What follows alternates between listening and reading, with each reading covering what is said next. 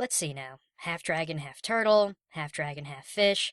You know what? Let's just talk about dragons.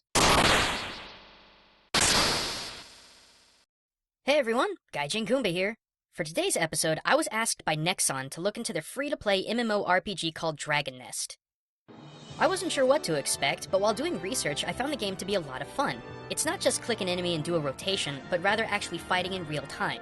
Think Diablo, but over the shoulder and super stylized.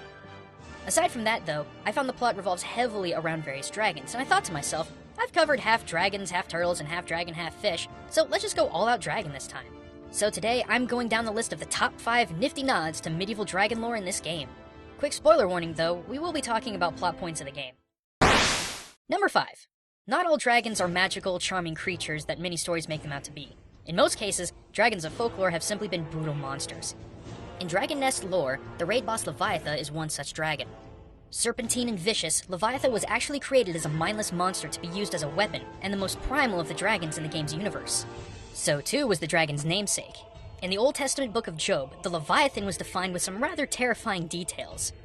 Any hope of subduing him is false, the mere sight of him is overpowering. No one is fierce enough to rouse him.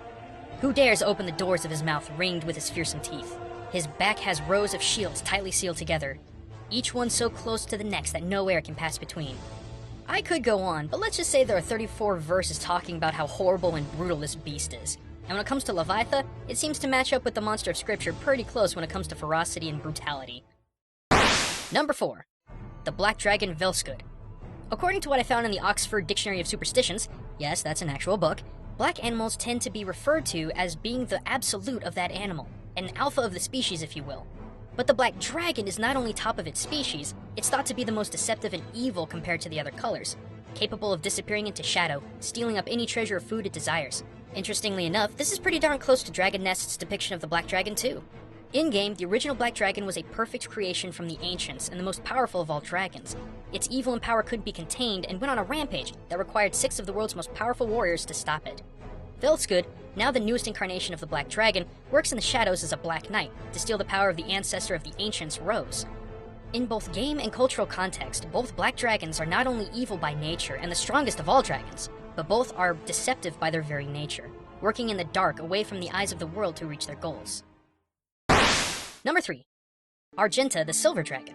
A mysterious female warrior who assists you on the majority of your journey rescuing the ancient, Argenta is a fairly perplexing character. Although rather dismissive and rude in her interactions with humans. Yes, let's waste valuable time talking. I'll see you if I wish to be seen. I see your incompetence hasn't cost you your life. Yet. Her overall goal seems to be that of protection of the mortal realm. And how does this coincide with medieval lore? Quite close, actually. Silver itself symbolizes intellect, security, and maturity, and this wraps up Argenta's character quite nicely. Concerned for the plight of the world that you, the player, know so little about, and at the same time, talking to you and others as if they were children, not mature enough to understand the magnitude of the Black Dragon's threat. Have you lost your mind? The Black Dragon will eat all of these mortals for lunch. This is our business, not theirs. The world must stand united if we are to face this foe. Says who? This will end in pain. Surely you can see that. It's their fight as much as it is ours. Fine, but whatever happens next is on your head. As for the Silver Dragons themselves, they've had a unique connection to lady warriors, and while technically genderless, Argenta chooses the human form of a woman when interacting with people.